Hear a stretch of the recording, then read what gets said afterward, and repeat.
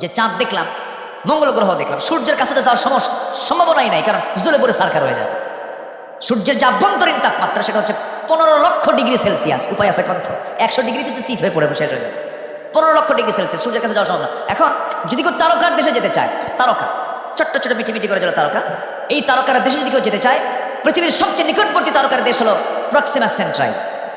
Proxima সেন্ট্রাই একটা তারকা আছে। এই তারকা যদি কেউ দেখতে চায়, সবচেয়ে নিকটে যে তারকাটা আছে এই মহাশূন্যের মাঝে ঝুলে আছে, কেউ দেখতে চায়, তাহলে পৃথিবীর কোনো কপ্টার, বিমান এগুলোতে হবে না, নভোযান লাগবে। তো অ্যাপোলো 11 নামে একটা বিমান, কি বলে, নভোযান আছে, যার ঘন্টার গতি হলো 39,000 কিলোমিটার। এটা মানুষ আবিষ্কার করছে। 39,000 কিলোমিটার ঘন্টার গতিবেগ। এই গতিবেগে যদি কোনো বান্দা ওই প্রক্সিমা সেন্টারে যদি যেতে চায়, ওই তারকার দেশে যেতে এই বান্দার সময় লাগবে 1,15,000 বছর মাত্র। যাবেন কারা কারা? হাত তোলেন, বলেন। সম্ভব সম্ভব সম্ভব। এটা তো প্রথম একদম নিকটের তারকা, এরপর আছে বিশাল শূন্যতা, এরপর আকাশ, এই আকাশের পরে আরেকটা আকাশ, এর চেয়েও কোটি কোটি গুণ বড়, এরপর আরেকটা আকাশ, আরেকটা আকাশ, আরেকটা আকাশ, সাবাহ সামাওয়াত, এরপর হচ্ছে আরশ আজিম। সুবহানাল্লাহ বলবেন না? আর সে আল্লাহ বলছেন, বান্দা 7 শ্রেণীর মধ্যে তোমার নামটা লিপিবদ্ধ করো, আমি তোমাকে আরশ আজিমে নিয়ে এসে আরশ আজিমের ছায়ে জায়গা দিয়ে দেবো। যেরকম সুবহানাল্লাহ। কোনো বিমানে চলে যেতে পারবে? আল্লাহ ব্যবস্থা করে দেবেন। সুবহানাল্লাহ বলি। 7 শ্রেণী কারা কারা একটু পরে আসেন। দেখেন লাইন কয়টা খুলবো এখন বলেন। এদিকে 10টা, ওইদিকে 7টা। বলেন তো 3 দিনই কি সম্ভব? অনেক আলোচনা, একটু মনোযোগ দিয়ে শোনেন। তাহলে যে সময় আল্লাহ তাআলা প্রথম আকাশে আসে, সেই সময় শয়তান বান্দার কাছে আসে। দেখেন শয়তান কিভাবে ওয়াসওয়াসা দেয়। শয়তান এসে বলে, একদম তাহাজ্জুদের সময় শয়তান এসে বলে, আলাইকা লাইলুন তাওয়িল, আলাইকা লাইলুন তাওয়িল। রাসূল বলতেছেন এই কথা, যে সাহাবীরা এই ওয়াজটা শয়তান করে। মাথার চুলের মধ্যে হাত দেয় আর বলে, আলাইকা লাইলুন তাওয়িল, তোমার জন্য রাত বড় লম্বা, ঘুমাও ঘুমাও ঘুমাও ঘুমাও। এরকম করে বারবার তাকে সুন্দর করে ঘুমানোর চেষ্টা করে। রাসূল বলেন, সেই সময় শয়তান 3টা গিট মেরে যায়। 3টা কি মেরে যায় বলেন?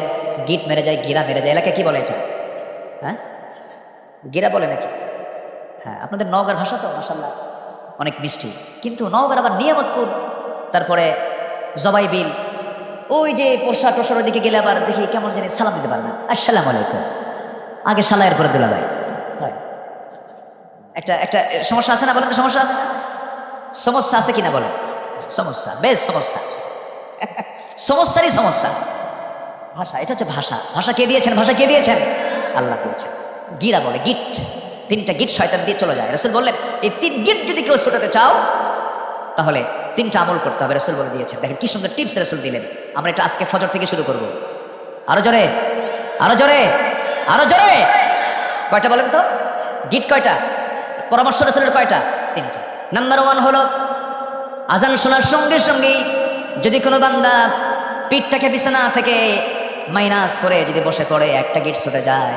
ওযু যখন বানায় 2টা গিট ছুটে যায়। ওযু বানায় আমরা কিসের জন্য বলেন? আসতে বলবেন না, কিসের জন্য বলেন? সর্বক্ষণ ওযু করা কি বলেন? ওযু করা কি? নামাজের জন্য ওযু করা কি? সুন্নত, নফল। নফল নামাজের ওযু করা কি?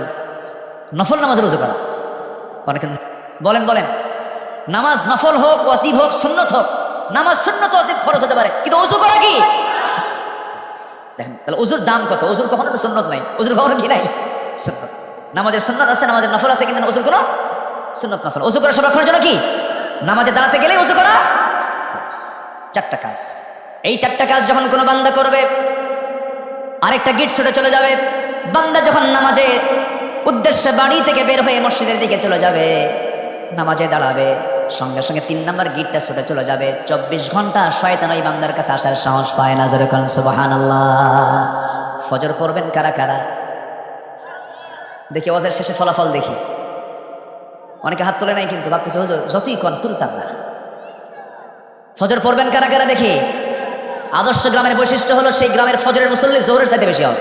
জোরে বলি ইয়া আল্লাহ, আমাদেরকে ফজর, জোহর, আসর, মাগরিব, ইশা 5 ওয়াক্ত সালাত আদায় করার তৌফিক তুমি আল্লাহ দিয়া দাও। জোরে বলি আমিন, আরো জোরে আমিন, আরো জোরে আমিন।